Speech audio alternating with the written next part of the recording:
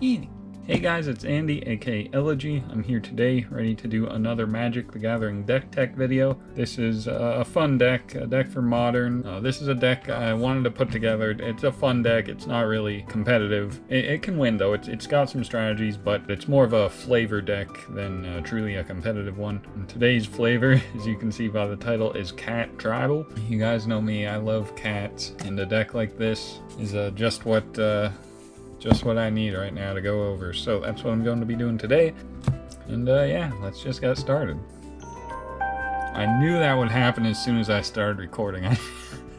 So to begin, I have 5, 6, 7, 8, 9, 10 copies of Plains.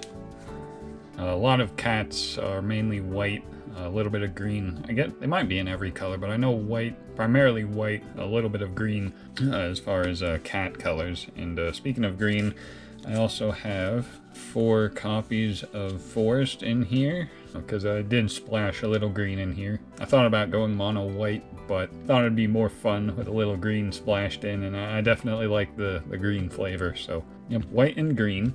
And you know, since we're rocking white and green, gotta be using some of this Temple Garden from Ravnica. Look at that artwork, boys. Yeah. But yeah, 4 copies of Temple Garden. Shockland, the first one I've ever used, really. I usually just play monocolored decks, so I've never had a reason to use Shocklands, but I'm excited to use it in this kitty deck. So yep, good old Temple Garden. And to round out the lands, I have 2 copies of Unclaimed Territory because I'm not a high roller willing to spend $100 on Cavern of Souls. So this is the this is the budget version of Cavern of Souls. Same effect, it just lacks the line of text that says the creature you summon can't be countered. It's still good, it's just not as good as Cavern of Souls. I mean, I could dish out the $100, $200 for 2 copies of Cavern of Souls, but this is just a casual deck, so not in a hurry to do that right now. If this deck ever starts taking off, though, best believe I'm getting that Cavern. Anyway, that's it for the lands. I got 20 in here. This is a low to the ground deck, so I don't want to get flooded with lands. A lot of low cost creatures and spells in here, so I know 20 is low, but that's what I got. So yeah. Now to begin with 1-drops. To start off with, I have 4 Savannah Lions, the quintessential cat from way back in Alpha, 2 power, 1 toughness, just infamous kitty. I think everybody knows Savannah Lions, nothing really to say. They're very efficient, and it's a cat, so had to go with here. I don't know if I really like this art in particular. It's alright. So yeah, like I said, nothing really to say there. To go along with offensive kitty, I have defensive kitty here in Pride Guardian, 3 copies of it. 0/3 with Defender. Whenever he blocks, you gain 3 life though, so that's nice for sustainability, recovering after I potentially shock myself with Temple Gardens, etc. Just nice synergy with the deck. So yeah, there's that. And that's actually it for 1-drops, so not very many statistically, but that's that. On to 2-drops. I have 3 copies of this bad boy, Fleecemane Lion from way back in Theros. Theros represent. But yeah, Fleecemane Lion, green-white, 3/3 with Monstrosity. And when it's monstrous, it gains hexproof and indestructible. I thought about making this a 4 of in the deck just because that's pretty busted. But 3 of is definitely a good, solid amount. So yep, that's that. Now I have a bear. 2/2 Ajani's Pridemate, but whenever I gain life, Ajani's Pridemate of course gets a +1/+1 counter, which synergizes well with the Pride Guardian, and a few other cards in here you're going to see. But yeah, pumps himself up whenever the rest of the deck is doing what it needs to do to stay afloat, because like I said, this is a very low to the ground kind of deck. So I'm gonna be, you know, flooding the field with a lot of creatures, losing, gaining life a lot. So Johnny's Pride Mate gonna be there, you know, just getting bulky, getting strong on us. Here I have my first non-creature. I have a play set of Kabira Takedown, which is a 2-drop instant that deals damage equal to the number of creatures I have on the field. And like I said, in a deck like this, very low to the ground, aggressive, lots of small creatures. So a card like this, in an ideal situation, is going to be extremely efficient, just because I have, you know, 5 cats on the field. So ideally that can be good. I originally didn't have it in the deck. I just had more cats in there, but I eventually swapped it out for this because having the removal is always nice. You always need some kind of removal. I went with the Kabira Takedown, and it seems like a pretty good fit. Down below is where things go to die. Because the kitties will get you. And now I have 3 copies of an enchantment. This is Rally the Ranks, which when it enters the battlefield, you just declare a creature type, and creatures of that type get +1/+1.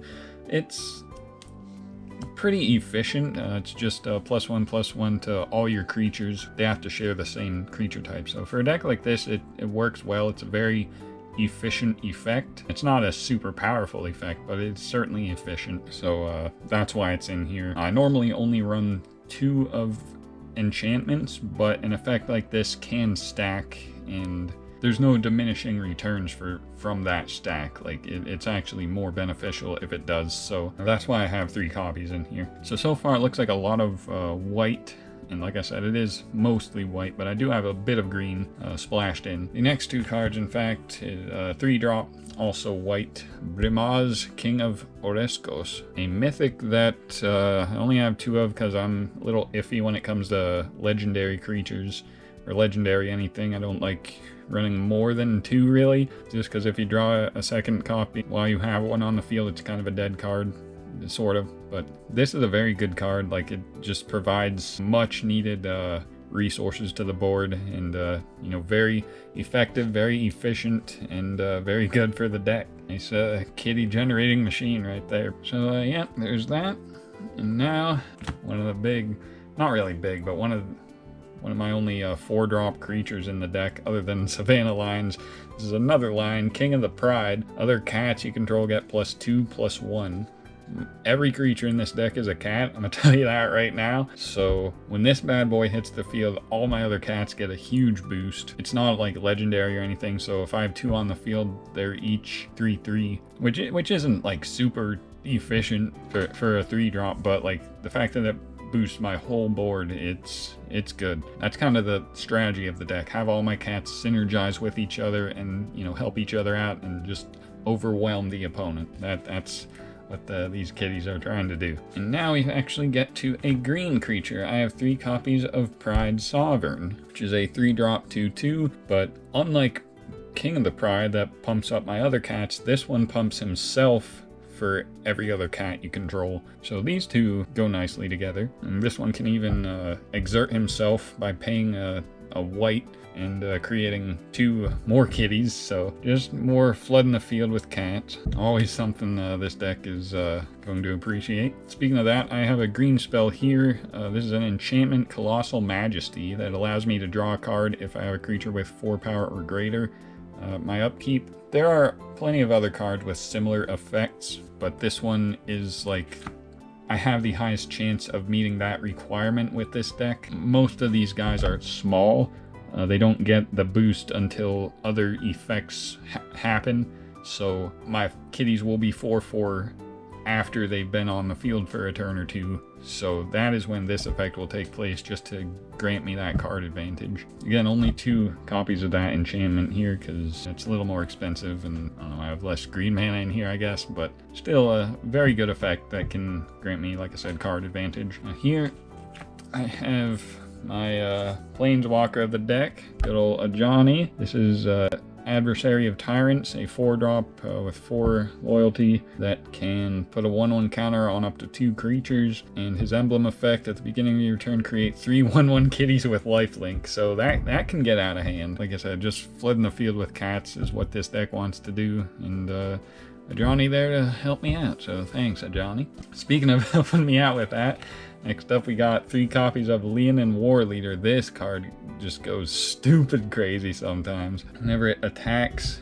it can create 2 kitty tokens with lifelink that are tapped and attacking. It's that card and Brimaz and Johnny, like, the field just gets flooded with cats. It's crazy. People know about Leonin War Leader, even not in cat tribal. So in cat tribal, he's probably going to be like one of the key cards of the deck, but he's good. Now I have two ofs remaining, each 5 drops. Creatures. This is Regal Caracal, a 5-drop, 3/3. Other cats get +1/+1 and have lifelink. And whenever it enters the battlefield, create 2 white cat tokens. So again, just flooding the field and providing lifelink, which is going to be supporting Johnny, as well as you know, keeping me alive through potentially getting smashed over with bigger creatures. But that's what that is. And finally, the last cards in the deck. I got Keeper of Fables, a 5-drop 4/5 kitty that allows me to draw cards whenever one of my cats, well, non-human, but in this deck all my creatures are cats, deals damage to a player. So just card advantage engine right there. It is expensive though, but 2 in the deck is nice. So that's where my curve ends at these couple 5-drops, but the bulk of the deck right here, that's what's going to be doing most of the work. So yeah, nice kitty deck right there. I actually have a sideboard this time. Let me get that out real quick. So for sideboard, I have 1 forest. Just if I'm not getting enough forest, I can replace like a plains with it, or maybe an unclaimed territory with it or something, I guess. Just 1. I don't think it's necessary having much more in there, but there's also some other cards in the sideboard that require green mana, so that's mostly why this is here for sideboard options. Here I have 4 copies of Heroic Intervention. It can be phenomenal, like, protection, like if you have a lot of permanents, because this protects all permanents from being destroyed and gives them hexproof on top of that. So like if I'm fighting decks with board wipes, this is going to be like just a lifesaver literally, because so much of my deck is going to be committed to boards, so being able to give them indestructible is invaluable. So I have 4 in there. I have 3 copies of Loam Lion, 1-drop 1/1, but if I control a forest, it gets +1/+2.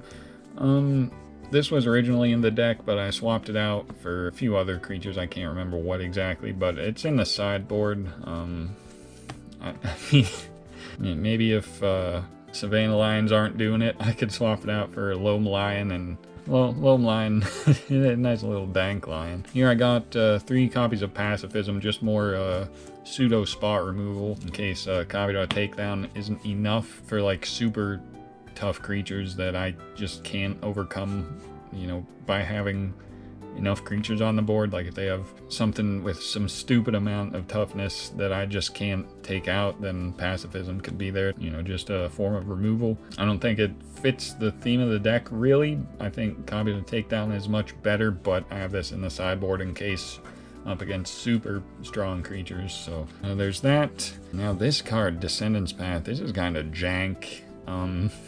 Basically, it allows me to cast creature spells for free if you draw one during your upkeep, which can be super efficient for a deck like this that is just jam-packed with kitties, but there's no way to turn it off. And I'm sure if I played this main deck, I'm sure that every upkeep I would draw a land or one of my enchantments or something, and I would just get no value out of it.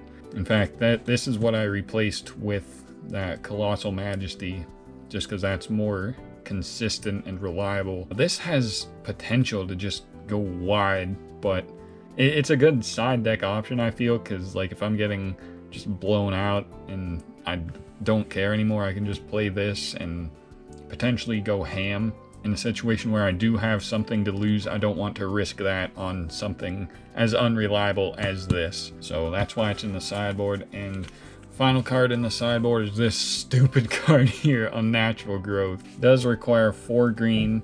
That's why it's in the sideboard, but this is just a stupid effect. Double the power and toughness of each creature you control every combat.